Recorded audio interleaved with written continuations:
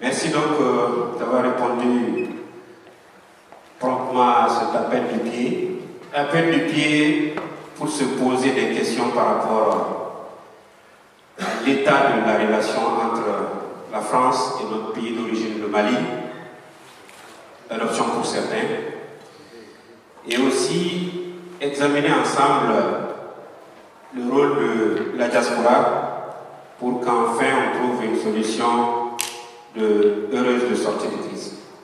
Aucune prétention de trouver la solution toute faite, mais cependant lancer le débat à un moment où l'actualité nous interpelle tous les jours, à un moment où nous sommes presque dans une surenchère au plan politique, mais les liens de la France et du Mali ne sont pas que politiques, c'est aussi historique, c'est même mémoriel.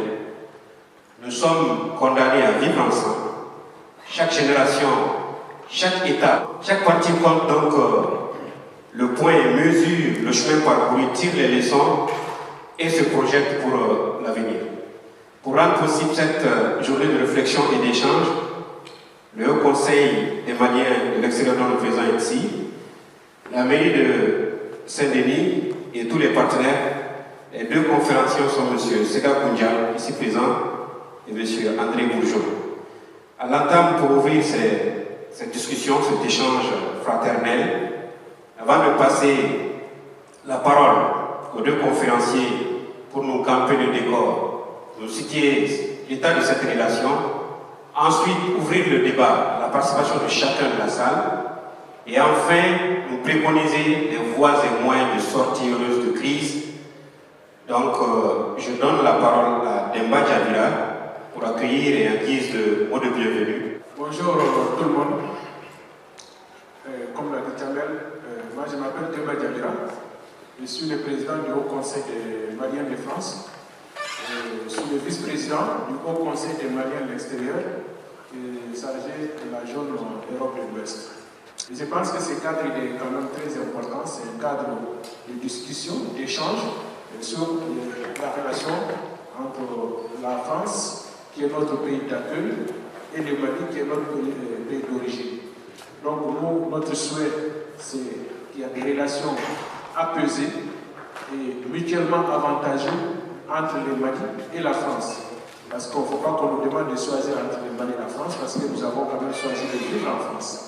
À ce titre-là, donc en tant que Malien de France, donc notre souhait, c'est en tout cas de contribuer à l'apaisement, donc au maintien d'une coopération mutuellement avantageuse. Et c'est ça l'objet de ce débat. Nous ne sommes pas des politiciens, mais nous sommes des citoyens qui sont soucieux quand même de bons rapports et de bons vivre et de bons partenariats entre toutes les nations.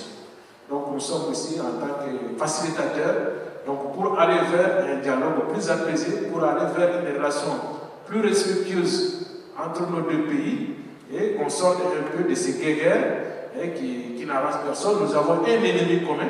Aujourd'hui, l'ennemi est bien connu, c'est le terrorisme. Quelle est la situation aujourd'hui? Nous avons un certain nombre de points forts. Le premier, c'est la déclaration, c'est la déclaration en conférence de presse du président Macron.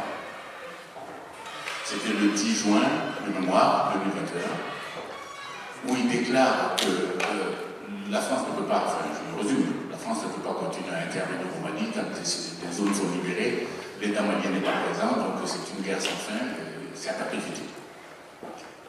Entre parenthèses, mon commentaire personnel, lequel d'entre vous, lequel des Français enverrait ses enfants, ses frères, ses parents, dans une zone où la guerre est asymétrique, où les civils peuvent être des terroristes, où à tout moment on peut vous canarder. Qui enverra un fonctionnaire dans ces conditions? C'est complètement irresponsable. C'est pas parce qu'on a réussi à gagner 2 ou 3 batailles, à détruire 2 ou 3 caches dans les forêts, que la sécurité est là. Si c'était comme ça, ce serait beaucoup plus simple. En fait, chaque fois qu'on les repousse, ils reviennent par d'autres voies. À la limite, ils n'ont même pas besoin de s'installer, ils peuvent juste faire des raids. Bon, je ferme cette parenthèse qui n'est que personnelle. Donc j'en reviens à ce qu'a dit le président Macron en 10 juin 2021, où il dit en gros qu'on ne peut pas rester. Il n'a pas donné plus de précision. Quelque temps après, je crois que c'était un mois après, un peu moins d'un mois, le 9 juillet, le même président Macron déclare qu'il y aura le redimensionnement de Barkhane et qu'il y aura soit de diminution d'effectifs, mais que les précisions arriveront plus tard. Entre-temps, ils se sont rencontrés au sein de l'OTAN avec quelques puissances, les États-Unis, UK, qu'est-ce qu'il y avait, l'Union européenne, et puis la France, bien sûr. Et ils ont discuté d'un certain nombre de choses, de modalités, qui assurent quoi, est-ce qu'ils peuvent toujours bénéficier, ce qui a encore été discuté hier ou avant-hier avec le président Biden.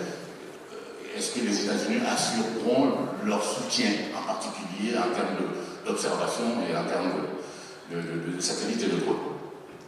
Donc, ce problème est récurrent. Et c'est bien plus tard que le président Macron a défini un peu plus précisément ce que serait la position de Barkhane, le dimensionnement de Barkhane et les interventions de Barkhane dans le Sahel en général, et au Mali en particulier. Et c'est là qu'on a appris qu'il y a 3 bases qui seraient progressivement fermées, qui sont Kidal, qui sont Tombouctou et Tessalit. Moyennant quoi, le Premier ministre malien à l'ONU a déclaré que le Mali avait été abandonné en plein vol. Ce qui serait exact si le Mali avait appris ces dispositions aux dates que je viens d'indiquer, dans lequel cas, effectivement, il n'y a pas eu d'informations préalables, de discussions préalables et de recherche de consensus. La position du Mali s'explique par ça. La position officielle du Mali s'explique par ça. D'autres informations ont circulé. Comme quoi, c'est pas si vrai que ça. Ces dates sont des dates officielles. Ce sont des dates que tout le monde peut vérifier. Mais il n'y a pas eu que ça. Et l'autre son de cloche, c'est de dire, mais non, le redimensionnement et la reconfiguration de Barkhane a été déclaré, a été annoncé au chef d'État du G5 Sahel lors du sommet de N'Djamena, qui était en février, de mémoire, février 2021. Ça a été annoncé.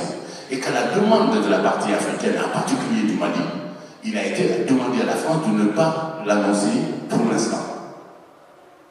Ce qui modifie légèrement la situation par rapport à l'abandon en plein vol. Alors, je me mets à la place des dirigeants maliens, ce que je ne suis pas. Je ne fais pas de politique, je ne suis dans aucun parti politique, je n'ai pas l'intention de rentrer dans un parti politique, donc je suis tranquille. Donc, je me mets à la place des dirigeants maliens. Si effectivement il a été dit qu'il fallait différer l'annonce, il est évident que l'annonce ne pourra pas être faite au Mali. Donc c'est resté dans un cercle très restreint. Le problème du Mali, ce serait ça, c'est que les gens qui sont au pouvoir aujourd'hui n'ont pas été informés à temps, en tout cas pas avant la déclaration à l'ONU, qu'il y avait eu cette pré-annonce avec un embargo sur l'information. 2 versions différentes. Je me serais dit, oulala, je ne sais pas laquelle choisir, j'ai aucune information là-dessus, sauf que si vous avez regardé la vidéo de l'interview du Premier ministre Choguel Maïga, je crois que c'était à RT, et la chaîne russe, à un moment donné, il dit que l'information n'était pas officielle, elle n'était pas... Ce qui veut dire que l'information a bien été donnée à N'Djamena, qu'elle a été mise sous embargo, qu'à la limite le pouvoir de l'époque qui était Badaou, et il n'y avait pas de Premier ministre, donc il y avait Badaou, peut-être qu'il n'a pas informé ses successeurs de ce qui avait été dit à N'Djamena. Ce serait une reconnaissance indirecte de la part de Choguel Maïga que l'information ne date pas du mois de juin, comme je viens de le dire, ou du mois de juillet, quand ça a été précisé, mais l'information date bien de février 2021, mais n'a été connue des autorités actuelles maliennes, en tout cas officiellement reconnue par les autorités maliennes, que maintenant. Ça pose un double problème, enfin je vous laisse juger. Donc ça c'est la situation de crispation qu'il y a. Ça n'explique pas que, bon, vous n'êtes pas sans remarquer que nous sommes en période préélectorale en France et que ceci explique beaucoup de choses et beaucoup de prises de position. On ne peut difficilement dire un certain nombre de choses officiellement, et en tout cas ne pas employer un certain ton quand on drague tel ou tel électorat. Donc ça explique beaucoup de choses. Ça explique en particulier l'espèce d'excitation particulière. J'en profite pour dire une chose qui est fondamentale. Nous sommes de la diaspora malienne. Moi, je suis pour l'apaisement de la situation entre le Mali et la France. Mais à 150%, si vous voulez. Ça, c'est important. Mais entre amis, on ne peut établir des relations saines et durables qu'en se disant la vérité. Ça ne peut pas être sur le mensonge. Ça ne peut même pas être sur le non-dit. Le non-dit est une forme de mensonge. Donc on ne peut que se dire la vérité. Une fois qu'on s'est dit la vérité, à ce moment-là, on s'est dit, bon, maintenant que tout le monde a déversé ce qu'il a sur le cœur, qu'est-ce qu'on peut trouver comme solution?